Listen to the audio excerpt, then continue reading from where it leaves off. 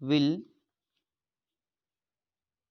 Question number 1 है आपका कि what will happen to the blue colour of copper sulphate solution when some iron nails put in the solution. तो किस चीज का सॉल्यूशन है यहाँ पे? कॉपर सल्फेट का सॉल्यूशन है। तो कॉपर सल्फेट के सॉल्यूशन के लिए यहाँ पे क्या आएगा? CuSO4 प्लस इसमें कौन सा हम आयरन नेल्स इमर्स्ड कर रहे हैं? तो आयरन का होता है Fe। अब ये रिएक्शन क्या हो जाएगा? यहाँ पे फेरस जो है कॉपर से मोर रिएक्टिव है, इसलिए कॉपर को क्या करेगा? फेरस डिस्प्लेस कर देगा और ये बनाएगा प्रोडक्ट, क्या बनेगा? Ferrous sulphate FeSO4 plus copper. और इसको हम ये भी कह सकते हैं कि डिस्प्लेसमेंट रिएक्शन है। ये किस टाइप का रिएक्शन है? डिस्प्लेसमेंट रिएक्शन है। ओके, तो नेक्स्ट क्वेश्चन देखते हैं। दिख रहा होगा, आई होप दिख रहा होगा। सेकेंड क्वेश्चन है कि list any two observations when ferrous sulphate is heated in dry test tube. क्या करते हैं हम कि जब हम इसको फेरस सल्फेट को हीट करते हैं तो इसके बाद क्या रिएक्शन होगा, इसका क्या बनेगा? तो बिफोर हीटिंग जो होता है इस प्रोडक्ट का जो कलर होगा लाइट ग्रीन होता है और आफ्टर हीटिंग के बाद ये रेडिश ब्राउन हो जाता है। तो इसके टू ऑब्जर्वेशन क्या है कि जब ये इसका अगर केमिकली हम इक्वेशंस देखें तो फेरस सल्फेट को हिट करते हैं तो FeSO4, फिर इसको हिट करेंगे, हिट करते हैं तो हिट करने के बाद यहाँ पे क्या बनेगा? FeO3 2 भी लग जाएगा यहाँ पे। तो ये ferric oxide plus SO2 gas plus SO3। तो हिट करने के बाद फेरस सल्फेट को जब हिट करते हैं तो अब इसमें देखना है कि अब हमें क्या दो ऑब्जर्वेशंस लिखने के क्या है। इसमें क्या हो रहा है कि एक तो इसके स्टेट में चेंजेस आ रहे हैं, कलर में चेंजेस आ रहे हैं। बिकॉज क्यों? जब फेरस सल्फेट हिट नहीं किया था हमने तब इसका कलर जो था वो लाइट ग्रीन था। कैसा था इसका कलर? लाइट ग्रीन था। ओके, लाइट, ये लाइट ग्रीन था। और जब इसको हिट करते हैं तो इसका कलर जो चेंज होके क्या जाता है? ये रेडिश ब्राउन हो जाता है।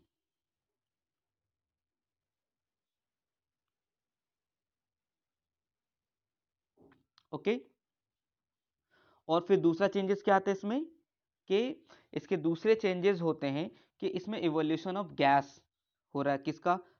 SO2 का और SO। क्वेश्चंस आप लिखना चाहें तो लिख भी सकते हैं। Okay, third question is identify the products form when 1 millilitre of dilute hydrochloric acid dilute hydrochloric acid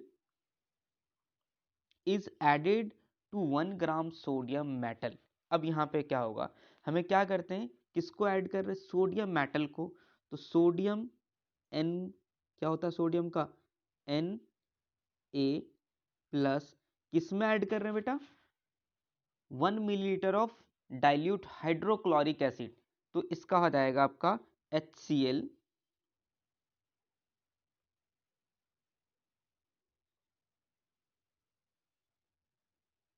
HCl। अब ये क्या बनेगा यहाँ पे? प्रोडक्ट इसका जो बनेगा वो क्या बनेगा? NaCl। क्या बनेगा? NaCl प्लस हाइड्रोजन गैस यहाँ पे निकलेगा। ओके, अब यहाँ पे ये जो आपका NaCl कहलाता है वो क्या कहलाता है? आपका मेटल सॉल्ट। क्या कहलाएगा यहाँ पे?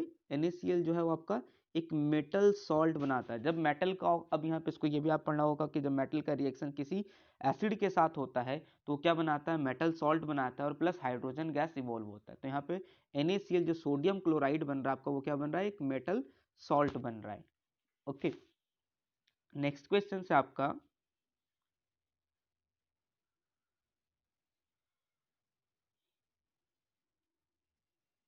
जूम कर दे रहा हूं, देखिए आपको। Okay, what happen when 2 gram silver chloride in china dish in sunlight for some time.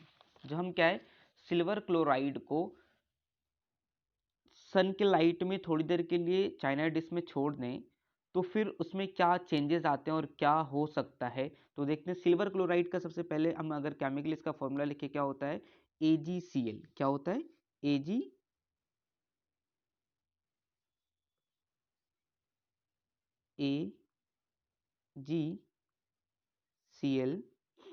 Silver chloride. जब इसको हम हीट सनलाइट में छोड़ेंगे, ओके, कब, सनलाइट में, तो क्या बनेगा, सिल्वर इस और क्लोरीन क्या है, अलग हो जाते हैं, ब्रेक कर जाते हैं। सिल्वर अलग हो जाएगा प्लस क्लोरीन अलग हो जाएंगे। ओके, तो when 2 gram silver chloride kept in sunlight, then AgCl, silver chloride, breaks down into silver and chlorine. Okay, and इसके कलर में भी क्या होते हैं, जो सिल्वर क्लोराइड का कलर होता है वो ग्रे से चेंज हो जाता है, मतलब इसमें किसमें, ग्रे में चेंज हो जाता है। और इस टाइप की रिएक्शन हम किस टाइप के एग्जांपल में, इसको हम फोटोकेमिकल डिकम्पोजिशन रिएक्शन भी कहते हैं। जो आपके एक एग्जांपल है, जैसे कि वाइट कलर फोटोग्राफी में यूज किया जाता था, तो उसके सिल्वर क्लोराइड उसके एग्जांपल्स हो सकते हैं। ओके, नेक्स्ट क्वेश्चन है आपका,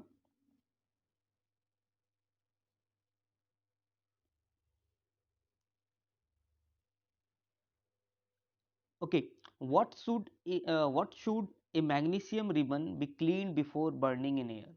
जब हम मैग्नीशियम रिबन को क्या है, बर्न करते तो उसको सबसे पहले क्या, क्लीन कर ले। क्यों, ये हमें प्रिकॉशन क्यों लेना चाहिए, क्यों हमें क्लीन करना चाहिए, because magnesium ribbon should be clean with sand paper before burning in the air to remove, इसके ऊपर जो मैग्नीशियम ऑक्साइड का लेयर होता है ना, उस चीज़ को हटाने के लिए हम क्या करते हैं, रिबन को अच्छे से साफ कर देते हैं, ताकि जब जले तो ये रिबन मतलब स्लो डाउन ना हो। इसलिए क्या करते हैं, इसको हम सैंड पेपर से क्लीन कर देते हैं। ओके, नेक्स्ट क्वेश्चन है आपका,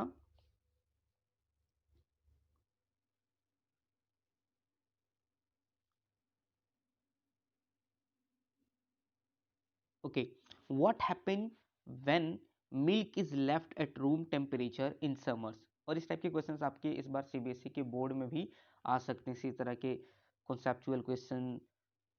ओके, तो what happen will milk is left at room temperature in summer. जब हम मिल्क को क्या है, रूम टेम्परेचर पे समर के टाइम में ऐसे छोड़ दें तो उसमें क्या हो सकता है। ओके, तो इसमें जब हम किसी ओपन रूम में इसको मिल्क को क्या है, समर के टाइम में रूम टेम्परेचर पे छोड़ देते हैं, तो इसके टेस्ट में क्या होता है, जब सुबह हो के आप जब कभी कभी देखते होगे कि कभी भूल गए और आपने फ्रिज में रखना बाहर ही छोड़ दिया गर्मियों के टाइम में, उसका सुबह उठते तो फिर वो क्या होता है, उसके टेस्ट में चेंजेस आ जाते हैं। और टेस्ट में कैसा चेंजेस आता है, इट्स लाइक सॉर, मतलब खट्टे टाइप का लगने लगता है। क्यों, क्योंकि इसके लैक्टोज जो होते हैं वो ब्रेक डाउन कर जाते हैं किसमें, लैक्टिक एसिड में। क्यों, because of the lactic acid bacteria which also, इसकी क्या है, जो पीएच वैल्यू होती है वो लोअर हो जाती है, और ये कैसा हो जाता है, एसिडिक हो जाता है, और ये एक लैक्टिक एसिड बनाता है। इसलिए हमें क्या है, नहीं छोड़ना चाहिए, ध्यान से फ्रिज में रख देना चाहिए। ओके, नेक्स्ट क्वेश्चन है आपका, बड़ा कर देता हूँ ताकि दिखे आपको। राइट द केमिकल नेम, यहाँ पे थोड़ा सा मिस्टेक हो गया है कि क्वेश्चंस यहाँ पे जो लिखने थे, यहाँ होगा right the chemical name and, okay, यहाँ पे आएगा एंड, ये सही कर लेना, and right the chemical name and chemical formula of the compound use for setting fracture bone in right position. Okay, कौन सा हमें यहाँ पे ये लिखना है कि जो केमिकल नेम लिखना उसका, जो हमारे जो बोन वगैरह फ्रैक्चर हो जाते हैं तो डॉक्टर उसको क्या करते हैं, यूज़ करते हैं उसको राइट डायरेक्शन में सेट करने के लिए। तो उसके लिए आंसर आपका हो जाएगा और इसका जो फॉर्मूला, इसको हम कहते हैं प्लास्टर ऑफ पेरिस। क्या कहते हैं? प्लास्टर, पीओपी भी कहते हैं, plaster, plaster of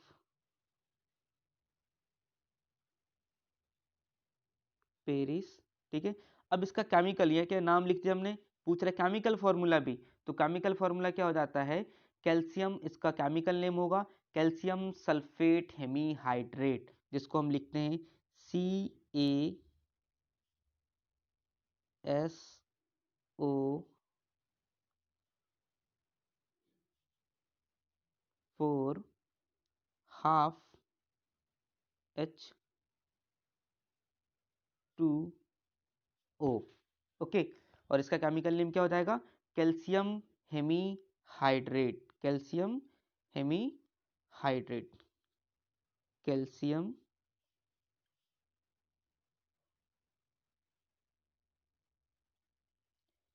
calcium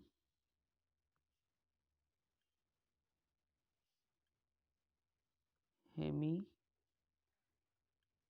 sorry calcium sulphate, calcium sulphate hemihydrate, hemihydrate, ये इसका केमिकल नेम हो गया। और केमिकल फॉर्मूला क्या हो गया इसका, ये केमिकल फॉर्मूला हो गया ये, और ये इसका केमिकल नेम हो गया कैल्शियम सल्फेट हेमीहाइड्रेट। अगर इसको फॉर्मूला, इसको हम common name plaster of Paris भी कहते हैं। इसका यूज डॉक्टर क्या करते हैं, जब फ्रैक्चर हमारा बोन हो जाता है तो उसको राइट डायरेक्शन में सेट करने के लिए, प्लस हम पीओपी का यूज करते हैं अपने वॉल को और प्लेन सरफेस बनाने के लिए, कई चीज़ों में इसका यूज होता है। ओके, नेक्स्ट क्वेश्चन देखते हैं फिर आगे का क्या है आपका। नेक्स्ट क्वेश्चन आपका,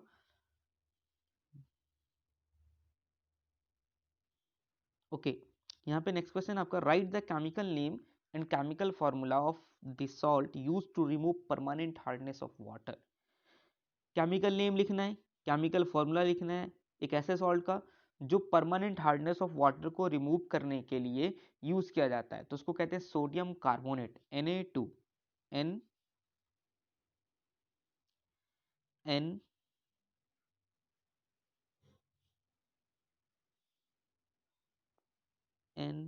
Na2CO3, ये केमिकल फॉर्मूला हो गया। और इसको केमिकल नेम में अगर पढ़ें तो क्या पढ़ेंगे, sodium carbonate, sodium sodium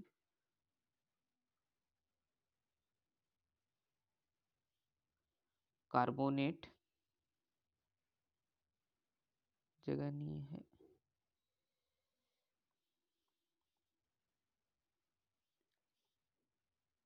carbonate, sodium carbonate.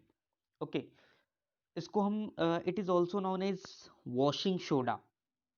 Okay, and इसको और भी यूज किया जाता है, लाइक जैसे cleaning agent of domestic purpose के लिए, प्लस आपके ग्लास में, फिर प्लस शॉप और पेपर इंडस्ट्री में भी यूज किया जाता है सोडियम कार्बोनेट का। तो ये शायद पूछ भी ले आपके बोर्ड के एग्जाम्स में, तो इसको आप ध्यान रखना। नेक्स्ट क्वेश्चन है आपका,